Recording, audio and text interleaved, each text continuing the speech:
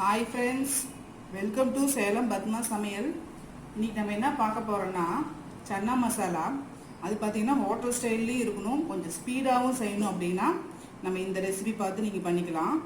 வாங்க போய் பார்க்கலாம். அதுக்கு முன்னாடி நம்ம சேனல் இப்போ தான் பார்க்குறீங்கன்னா மறக்காமல் சப்ஸ்கிரைப் பண்ணிக்கோங்க, மறக்காமல் பெல் பட்டனை அழுத்திக்கோங்க.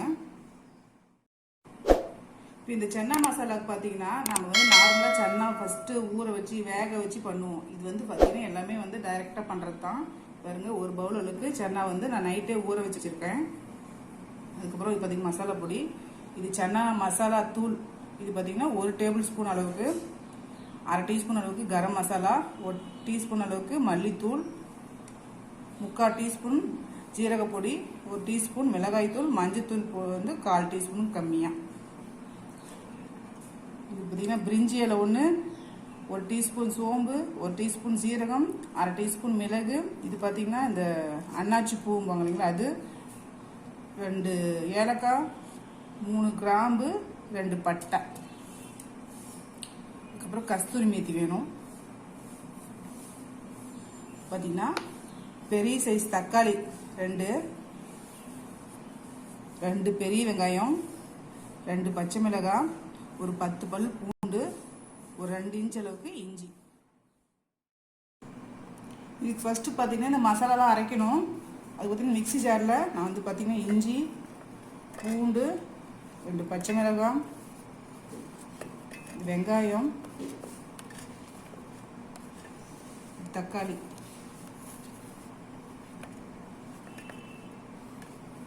ஃபஸ்ட்டு இதை அரைச்சிக்கலாம். இப்போ பாருங்கள், நான் ஒரு குக்கர் வச்சுருக்கேன். அதில் பார்த்தீங்கன்னா 1 டீஸ்பூன் அளவுக்கு நெய் ஊற்றிருக்கேன். இப்போ ஒரு 3 டேபிள் ஸ்பூன் அளவுக்கு ஆயில் ஊற்றிக்கிறேன். இது எண்ணெய் ஹீட் ஆகணும். இப்போ பாருங்கள், எண்ணெய் சூடாகிடுச்சு. இப்போ நான் ஃபஸ்ட்டு பிரிஞ்சி இலை போட்டுறேன். அதுக்கப்புறம் இந்த தாளிப்பெல்லாம் போட்டுடலாம்.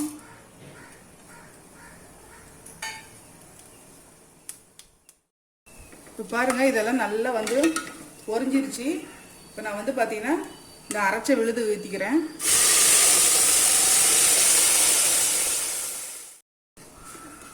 இது பார்த்தீங்கன்னா நல்லா வதங்கணுங்க. எல்லாமே நம்ம பச்சையாக போட்டிருக்கோம், அதனால் நல்லா வதக்கிக்கலாம். இப்போ பாருங்கள், இது நல்லா கொதிச்சிருச்சு. நல்லா பெரிய குக்கரை வச்சு பண்ணுங்க, ஏன்னா இது நல்லா தெளிக்கும். இப்போ பாருங்கள், இந்த மசாலா பொடியெல்லாம் போட்டுக்கலாம்.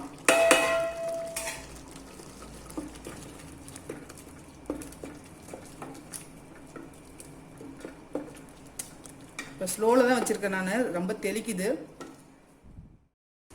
இப்போ தேவையான அளவுக்கு உப்பு போட்டுக்கலாம்.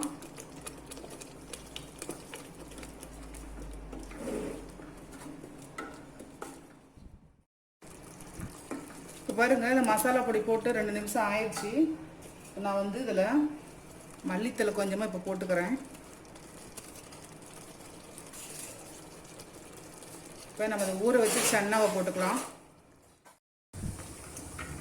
கொஞ்சம் சன்னா போட்டாச்சு, நல்லா மிக்ஸ் பண்ணிக்கலாம்.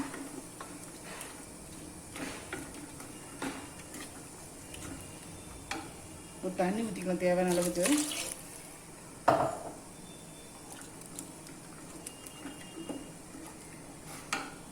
இப்போ நான் அந்த கஸ்தூரி மேத்தி இப்படியே போட்டுறேன்.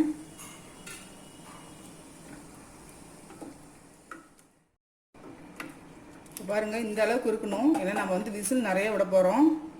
தண்ணி கொஞ்சம் எக்ஸ்ட்ரா வச்சாலும் பரவாயில்ல, நம்ம அதுக்கப்புறம் மறுபடியும் கொதிக்க வச்சுக்கலாம். இப்போ குக்கரை மூடிட்டு ஒரு 8 விசில் வச்சு எடுத்துக்கலாம். 8லேருந்து 9 கூட வச்சுக்கலாம். ஏன்னா நம்ம ஊற வச்சு டைரெக்டாக வைக்கிறோம் இல்லைங்களா, அதனால் வேகணும். இப்போ பாருங்கள், நான் ஒரு 8 விசில் அளவுக்கு வச்சு எடுத்துருக்கேன். பாருங்கள், நல்லா திக்னஸ் ஆயிடுச்சு. இப்போ நமக்கு நல்லா வெந்துருச்சு. நான் பார்த்தீங்கன்னா ஒரு 1.5 கிளாஸ் அளவுக்கு தண்ணி ஊற்றுற பாருங்கள், கரெக்டாக இருக்குது இந்த திக்னஸ்ஸு. தண்ணி இன்னும் ஜாஸ்தியாக இருந்தால் நம்ம கொதிக்க வச்சுக்கலாம். இப்போ நான் மல்லி இலை போட்டு இறக்கிடுறேன். நம்ம சன்னா மசாலா ரெடிங்க. இப்போ பாருங்கள், நம்ம செஞ்ச குயிக் சன்னா மசாலா ரெடி ஆயிடுச்சுங்க. இது நல்லா டேஸ்ட்டாக இருக்கும். நீங்கள் ட்ரை பண்ணி பாருங்கள். இந்த வீடியோ உங்களுக்கு பிடிச்சிருந்தாக்க லைக் பண்ணுங்கள், ஷேர் பண்ணுங்கள், கமெண்ட் பண்ணுங்கள்.